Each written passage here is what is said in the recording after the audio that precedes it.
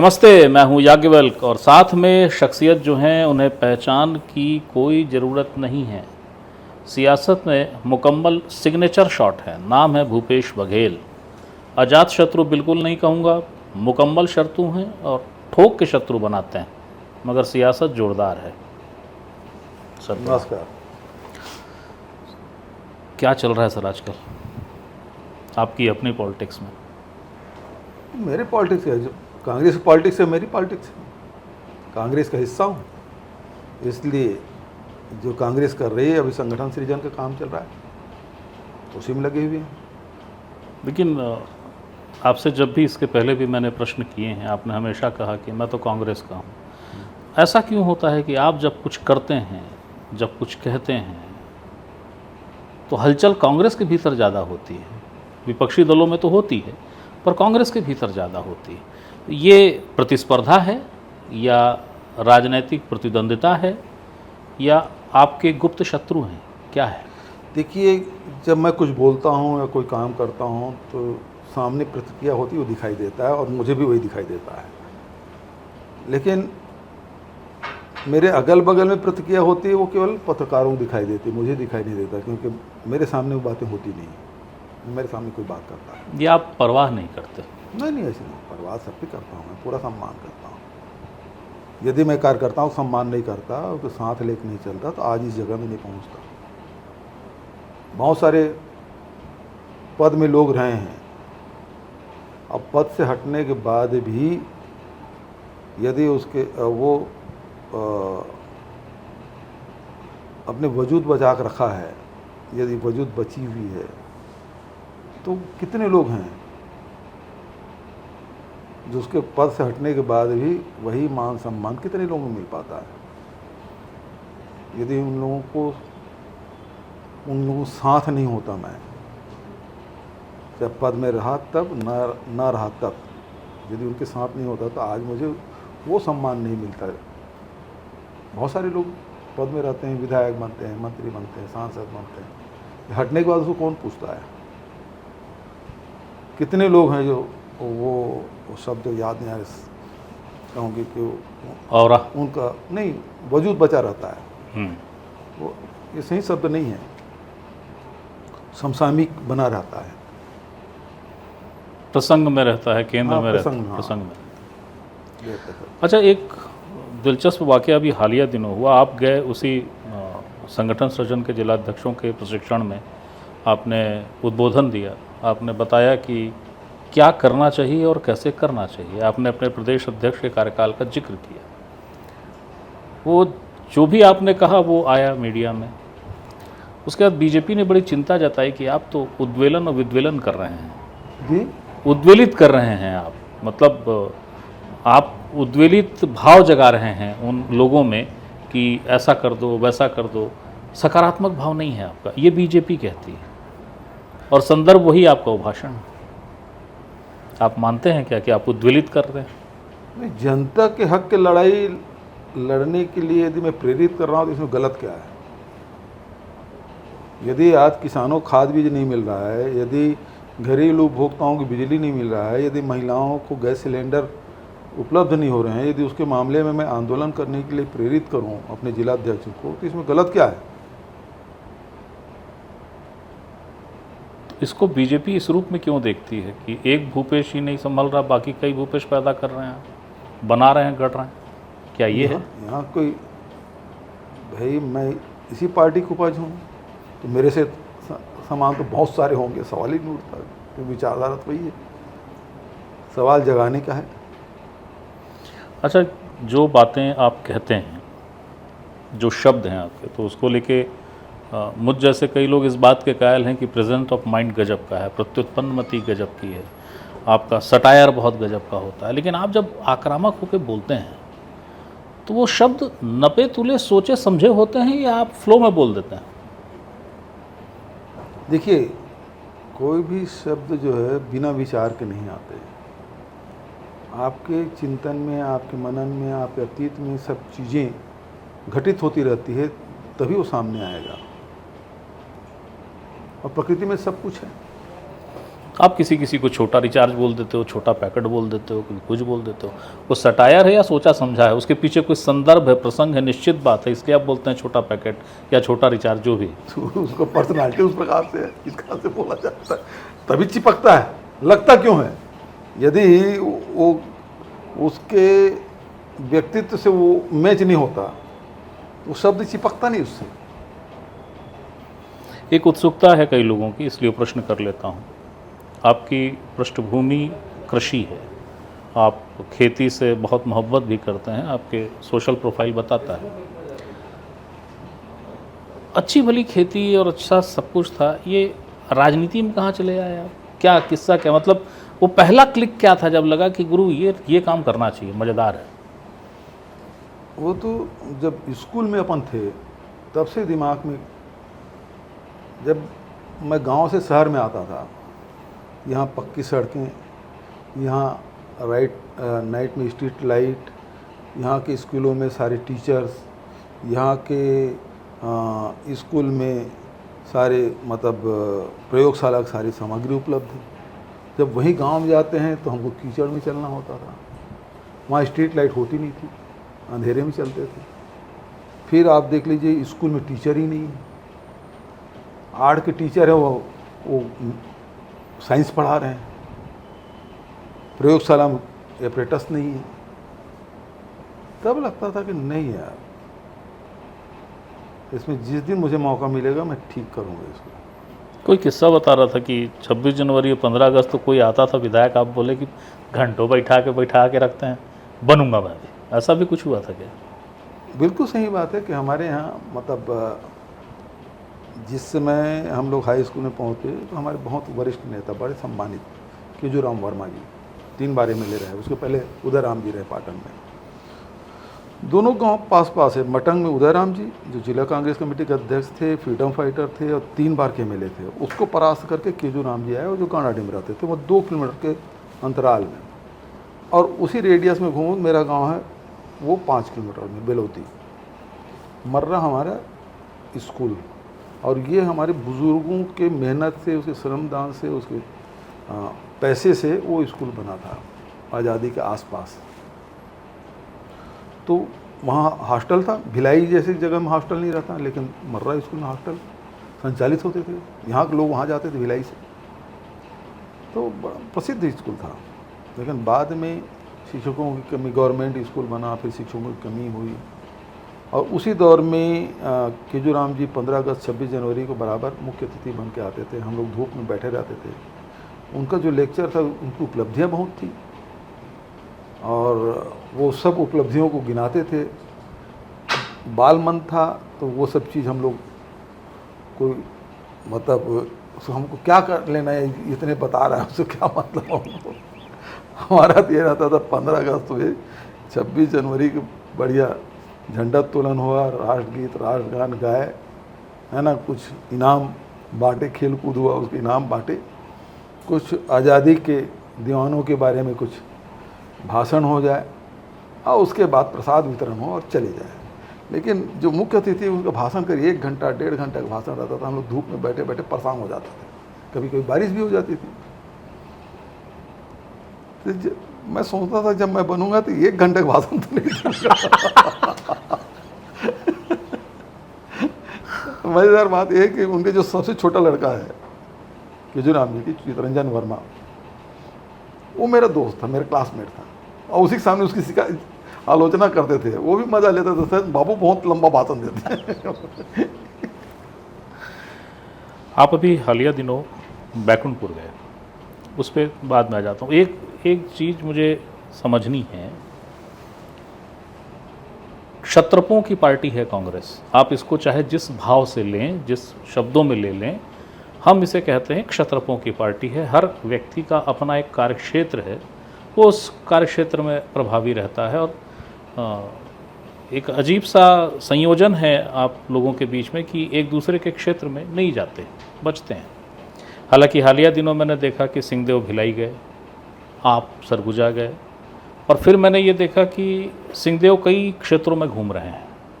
आपके साथ भी ये है कि आप भी कई क्षेत्रों में जा रहे हैं। ये सामंजस्य है या अलग अलग संकेत हैं, क्या है? देखिए, यदि कांग्रेस का इतिहास देखेंगे तो ये पहले क्षत्रपों की ही पार्टी रही है। आज़ादी के पहले आप देखेंगे, एक तरह से उत्तर भारत में आप कहेंगे तो नेहरू जी थे, दक्षिण भारत चलिए मद्रास जो इसमें है तो राजगोपालाचारी जी थे, इधर गुजरात या मुंबई अगर बात करें तो सरदार वल्लभ भाई पटेल रहे हैं। तो अलग अलग सब क्षत्रप लोग ही रहे हैं। लेकिन जब गांधी जी आए और गांधी जी का व्यक्तित्व इतना बड़ा हुआ कि सारे उसके अम्ब्रेला में आ गए, तो फिर वो केंद्रीकृत नेतृत्व हुआ। नेहरू जी के व्यक्तित्व भी वो उसी प्रकार से रहा।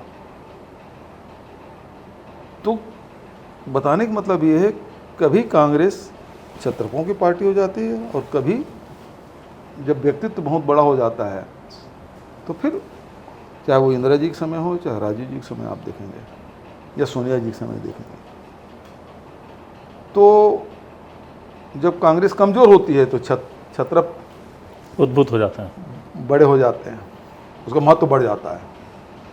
अब जब केंद्र मजबूत होता है तो ये छोटे हो जाते हैं। तो ये क्रम चलते रहता है।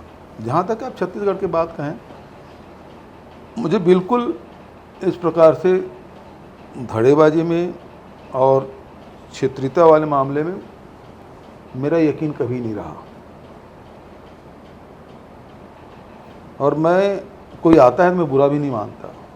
हाँ, लेकिन कोई चुनौती दे, कोई आँख दिखाए तो फिर तो बात ही दूसरी हो जाती है। लेकिन सब जा रहे हैं, आ रहे हैं, अच्छी बात है। इससे कांग्रेस को मजबूती मिल रही है? आपका रथ अलग दिशा में जा रहा है। देखिए, ऐसा है, अभी चरण भैया विधायकों के यहाँ गए, हमारे विधायक दल के नेता हैं, विधायकों के यहाँ गए। TS महाराज अभी बढ़िया सब कार्यकर्ताओं के यहाँ जा रहे हैं, 5 मिनट 10 मिनट जाते हैं, मिलते हैं। आजकल तो चाय काफ़ी भी छोड़ दिए हैं, नींबू पानी पी लेते हैं, फ़ोटो खिंचवाते हैं, परिवार वालों से मिलते हैं, फिर आगे बढ़ते हैं। वो कार्यकर्ताओं के बीच जा रहे हैं, अपन सड़क में हैं, जनता जनार्दन के बीच में, आप जहाँ बुलाते चल देते हैं। आपकी भयावह आलोचना लेकिन इस बात को लेकर होती है, आपके मुख्यमंत्री कार्यकाल के समय विशेषकर आपने कहा, मैं गुट पे खेमेबाजी भरोसा नहीं करता। लेकिन उस दौर को याद करते हुए लोग कहते हैं कि जितनी आक्रामक तेवर के साथ आपने अपना खेमा तैयार किया और विरोधियों को या प्रतिद्वंदी बनने वालों को दमन किया, वो अपने आप में एक अलग कहानी है। नहीं, मैं किसी को दमन नहीं किया। जो नहीं थे मेरे, उसको भी अपना बना लिया। इसमें धड़ेबाजी कहाँ है? और कोई ऐसा आदमी नहीं है जो बोल दे कि मेरे पास आया और मेरा उसका काम ना हुआ हो।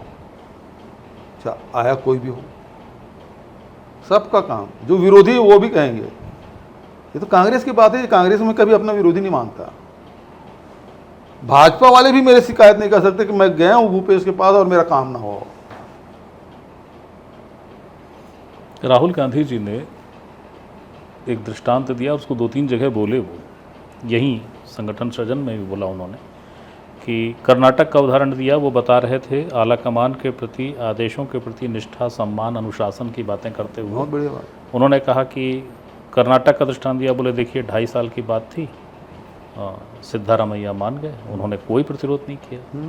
यही अनुशासन होता है। बिल्कुल सही। कहीं से आपको लगता है कि ये आपको इंगित करने वाली बात थी? ना, यदि हाई कमान बोलते मैं तत्काल, मैं तो यही बोला, मुझे हाई कमान बोले तो मैं एयरपोर्ट से दिल्ली ना जाऊं, मैं सीधा राजभवन जाकर इस्तीफा दे आऊँगा। मुझे हाई कमान ने कभी कहा ही नहीं कि तुम इस्तीफा दो। सर, फिर दिल्ली में परेड क्यों हुई थी? विधायक क्यों गए थे? गए हो, अपने मन से गए। मेरे कहने से नहीं, किसी भी विधायक से पूछ लो, ये तो सामने बैठे हैं।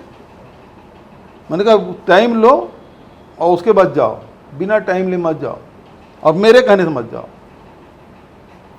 आप यदि अंदर की बात पूछ रहे हैं तो यही बात है। और मैं सामने बोल रहा हूँ, पूर्व विधायक बैठे हैं सामने, सीनियर है, मैं उसको सामने बोल रहा हूँ। और जो लोग विरोध करते थे वो भी सामने बैठे हैं। लेकिन उसको कभी नहीं कहा कि मेरे पक्ष में आओ। अच्छा, ये क्या जादू है आपका? वाकई में इसके मुरीद हैं लोग, इसका ज़रा बताना चाहें तो बताइए। जो कल तक आपके नहीं थे वो अचानक आपके हो जाने लगते हैं, मतलब क्या करते हैं आप ऐसा कि वो आपके प्रति आकर्षित हों, आपके साथ चले आएँ, क्या है ऐसा? भाई राजनीति में न कोई स्थायी दोस्त होता है, न स्थायी दुश्मन होता है। समय के हिसाब से आदमी दोस्त और दुश्मन बन जाते हैं, विरोधी बन जाते हैं। दुश्मन तो कोई होता नहीं, मैं दुश्मन किसी को मानता भी नहीं, विरोधी हो जाते हैं। आप बैकुंठपुर गए और बड़ी चर्चा है आपके बैकुंठपुर दौरे की। वहाँ पर क्या समझ आया आपको? उन परिजनों से बात की, परिजन, बाद मैं भी गया था वहाँ, तो उन्होंने बाकी के साथ एक लाइन ज़रूर जोड़ी कि हमें भूपेश पे भरोसा है। बहुत भावुक और बहुत भरे हुए गले से उन्होंने बातें कही। क्या हुआ था वहाँ, क्या बताया उन्होंने? देखिए, ये जो है वो सत्ता का संघर्ष है। मेरी चले, मैं जो चाहूँ वो हो। बात रेत ठेके की है। रेत का ठेका मिला भरत सिंह को, भरत सिंह के समर्थक को। त्रिपाठी परिवार नहीं चाहता था, वो पहले से कर रहे थे, क्योंकि उसको वहाँ पूर्व केंद्रीय मंत्री को संरक्षण प्राप्त था। विवाद इतने से है, लेकिन वो व्यवसाय जो हो वो प्रतिष्ठा में कब परिवर्तित हुआ, ये न मरने वाले को पता था, न हत्यारे को पता। और उस पराकाष्ठा में पहुंच गए धंधे की बात को, और जाके हत्या करे, और निशंस हत्या। छत्तीसगढ़ में ऐसे उदाहरण बहुत कम मिलेंगे कि जिंदा जला दिया, और दूसरे कारण से हो सकते हैं, लेकिन इस प्रकार से जिंदा जलाने के, और वो भी पूरे घटनाक्रम में देखें तो पुलिस 100% संरक्षण है। वहाँ के थानेदार की भूमिका, वहाँ जो थाने के जो लोग हैं उसकी भूमिका, वहाँ के विधायक की भूमिका, कॉल डिटेल निकाले जाने चाहिए। कब कब इनकी बात हुई, कैसे बात हुई, जो लोग परिवार वाले नहीं बताए, लेकिन बाहर वाले बताए कि दोनों विधायकों की बैठक हुई। ये सार्वजनिक चर्चा में है, सार्वजनिक चर्चा में है।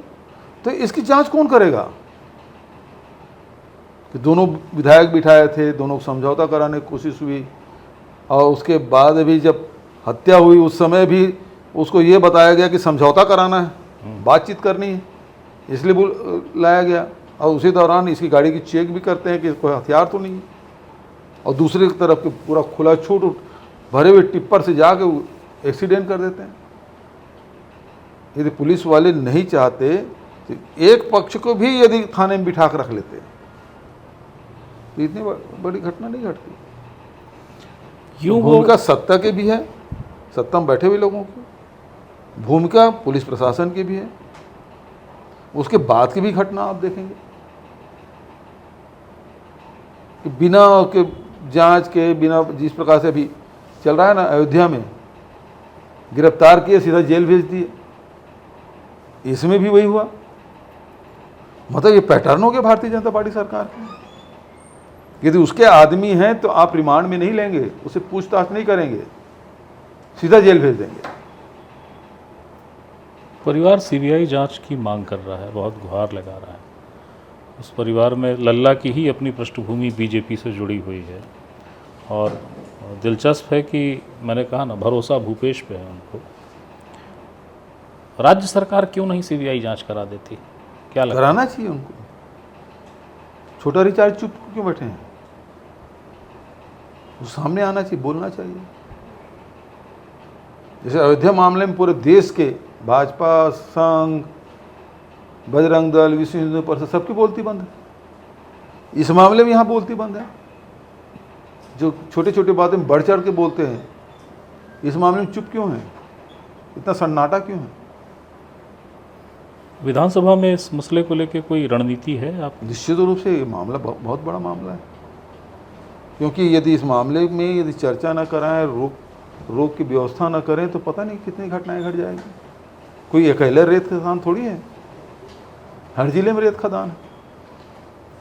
और यदि कार्रवाई नहीं रुकी, कार्रवाई नहीं की गई, और इस प्रकार कृत्यों को रोका नहीं गया, तो ये तो फिर पता नहीं कहाँ तक आगे जाएगा। बढ़ेगा। इसलिए चर्चा जरूरी है और उसमें रखेंगे विधायक दल की बैठक होगी, निश्चित रूप से बात को रखेंगे और स्थगन तो लाया जाएगा इस मामले में।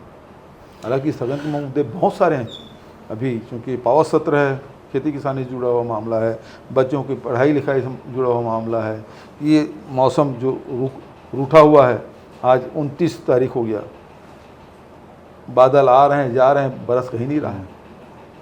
तो बड़ी चिंता है, अल नीनो की भी चिंता है, केवल छत्तीसगढ़ नहीं बल्कि आसपास के प्रदेशों में भी देखें, वहाँ भी कोई बारिश नहीं हो रही है।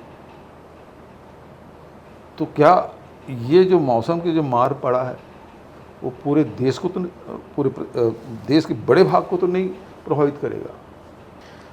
आपने राम मंदिर की बात कही। प्रदेश के यशस्वी मंत्री हैं वित्त मंत्री ओपी चौधरी जी, उनका बयान आया है कि इस तरीके की कुछ घटनाओं से हमारी आस्था नहीं टिकती है। कुछ कहना चाहेंगे उस पर? देखिए, आप रामायण की बात करें और रावण एक साधु भेष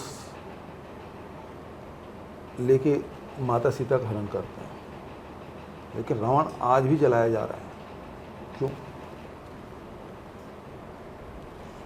अपहरण तो बहुत लोगों ने किया,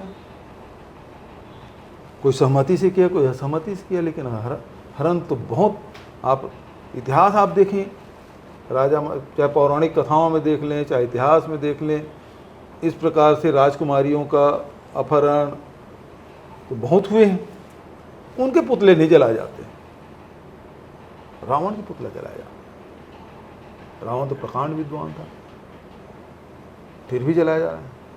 इसलिए कि भारत में, हमारे देश में, समाज में साधुओं का उच्च स्थान है, सर्वोच्च स्थान है, और उसका भेष बदल के तुमने अपहरण किया एक महिला का, वो स्वीकार्य नहीं है।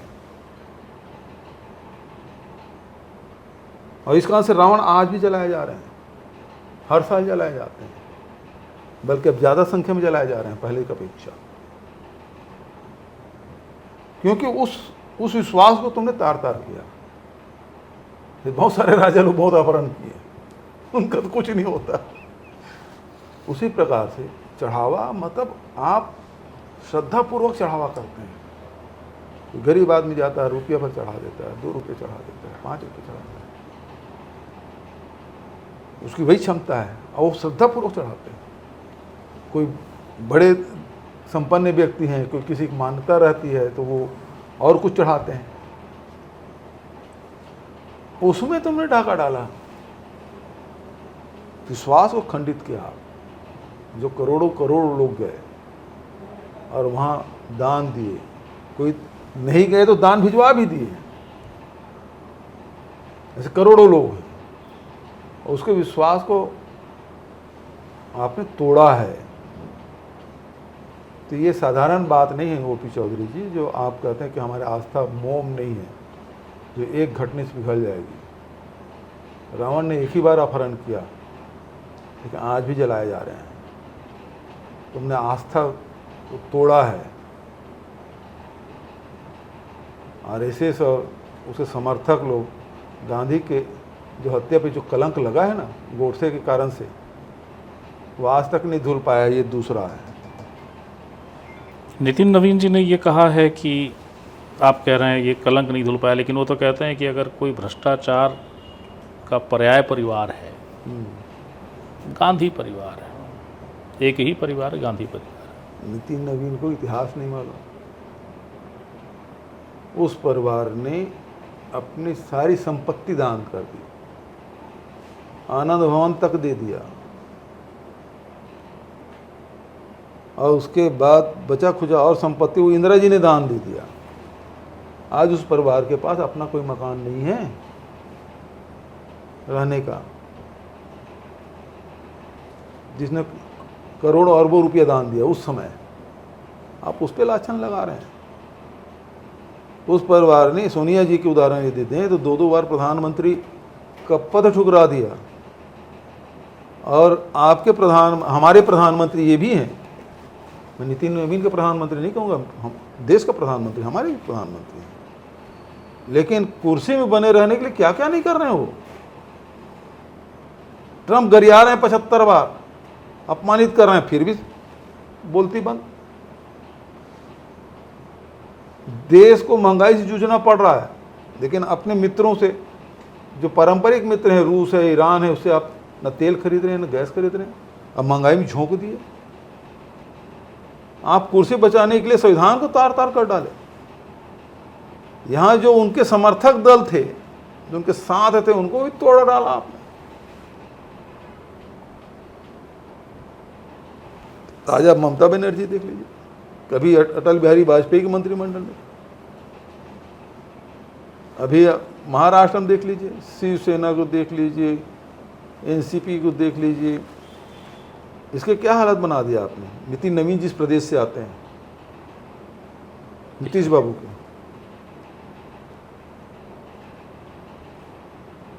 तो आप सत्ता में रहने के लिए किस स्तर पे जा रहे हैं आप।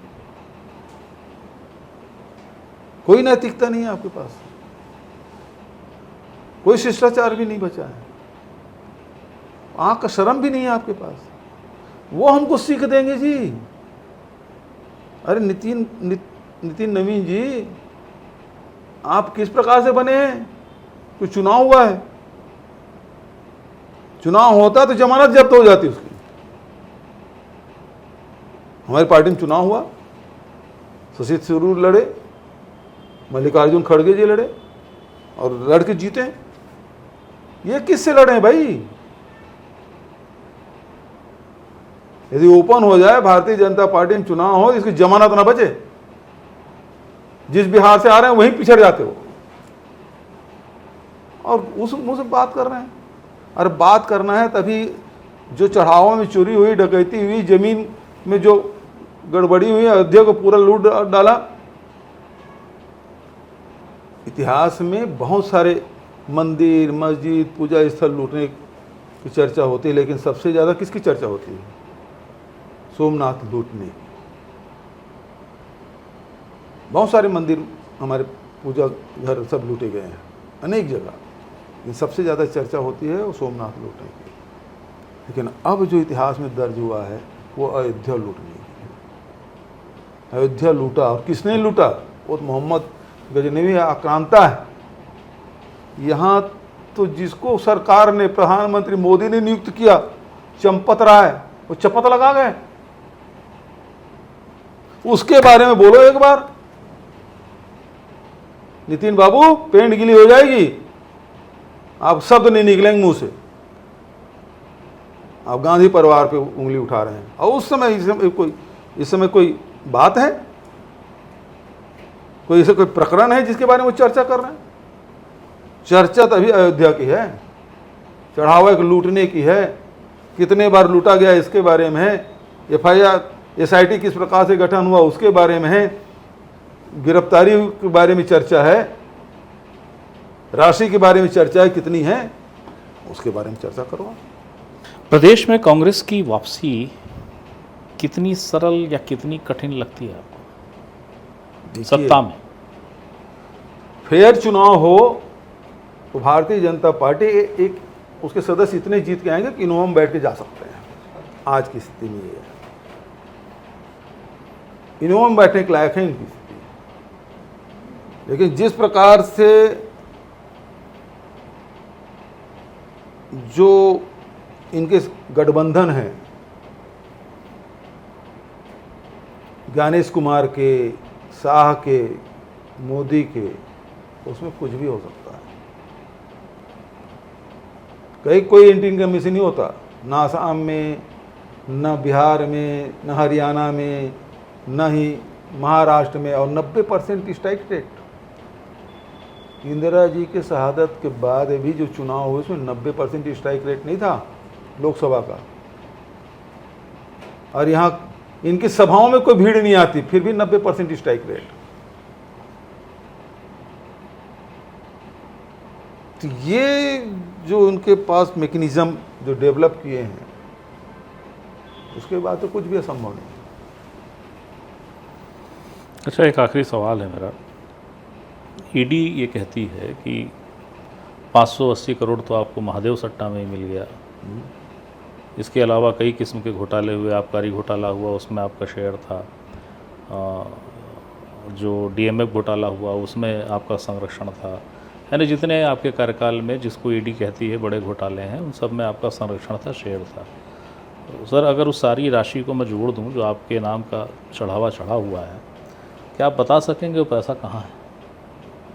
क्योंकि ईडी तो बता नहीं रही है, तो सीधे आप 5 साल से इतने बड़ी बड़ी एजेंसियां हैं, राष्ट्रीय स्तर की एजेंसियां, वो खोज नहीं पाई, मैं कहाँ से बता दूंगा? मेरे घर में तक छापा डाल रहे हैं। 30 लाख रुपया मिला था जो मेरी खेती का था, उसका मैं हिसाब दे दूंगा। बचत मेरा जो जीवन है वो सार्वजनिक है, सब लोग देख रहे हैं। जो पहले मकान में रहता तो उसी मकान में रह रहा हूँ, जो गाड़ियाँ हैं वही उसी गाड़ी में, मेरे जीवन स्तर वही है। यदि मेरे पास हजारों करोड़ रुपया रहता तो मैं खेत में जाके कीचड़ में मैं अपने पैर सना मिट्टी नहीं लगाता।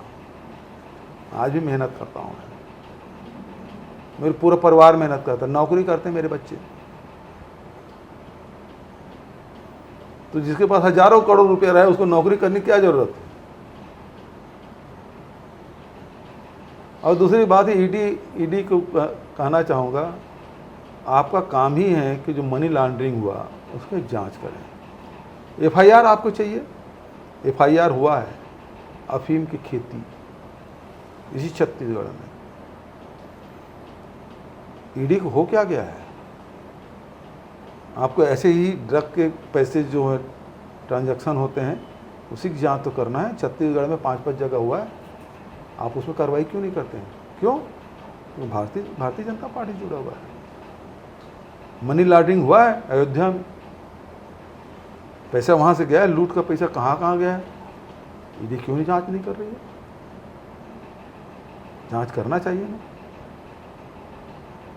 मध्य प्रदेश के मुख्यमंत्री 156 एकड़ जमीन खरीद लिए, ईडी क्यों नहीं जांच कर रही है? आप शपथ लिए हैं संविधान की,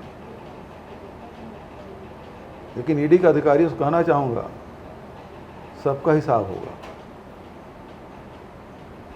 आखिरी 2 सवाल है। चैतन्य की गिरफ्तारी के बाद बतौर पिता क्या आप आहत हुए, और वो क्षोभ आपको अब भी है?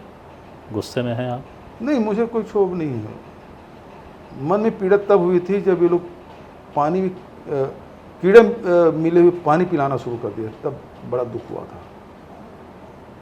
कोर्ट के आदेश भी नहीं मान रहे थे यहाँ के अधिकारी, हाई कोर्ट के आदेश भी नहीं मान रहे। हाई कोर्ट से मुश्किल से आदेश निकला। जीवन है, उतार चढ़ाव आते हैं, और हम लड़ रहे हैं भारतीय जनता पार्टी से, आरएसएस से, तो वो तो अपने लोगों को नहीं छोड़ते। बलराज मधोक से लेकर ब्रिजमोहन अग्रवाल तक के नहीं छोड़े वो लोग। ना उसमें मुरली मनोहर जोशी बचा है, ना लाल कृष्ण आडवाणी बचे हैं। जब ये लोग अपने लोग नहीं छोड़ते तो मुझे कहाँ छोड़ेंगे? मैं इनसे क्या उम्मीद करूंगा? आखिरी प्रश्न है, एक इलेक्शन पिटीशन है जो हाई कोर्ट में लंबित है आपके खिलाफ, उसको लेके बीजेपी कई संभावनाएं जताती है। कोई संभावना? अच्छा, एक काम करिए, उसमें उसका प्रेयर पढ़ लीजिए जो विजय बघेल के ने लगाया है ना, उस प्रेयर को पढ़ लीजिए, उसके बाद मुझसे बात कर लीजिए। उसको प्रेयर पढ़ लीजिए, आप तो पढ़ने लिखने वाले हो। ये थे भूपेश बघेल। कई मुद्दे, कई मसले जो राज्य की राजनीति में सुर्खियां बटोर रहे हैं, उनको लेके प्रश्न बार बार आ रहे थे, आप लोगों की ओर से भी आ रहे थे, कुछ मेरे पास थे, वो सब मैंने पूछ लिए। लेकिन राजनीति है, जीवंत होती है राजनीति, और भूपेश भी कालातीत नहीं होते। हो सकता है फिर किसी नए मसले पे, फिर किसी नए मुद्दे पे मैं सवाल लेकर फिर हाजिर हूँ। तब तक के लिए प्रणाम।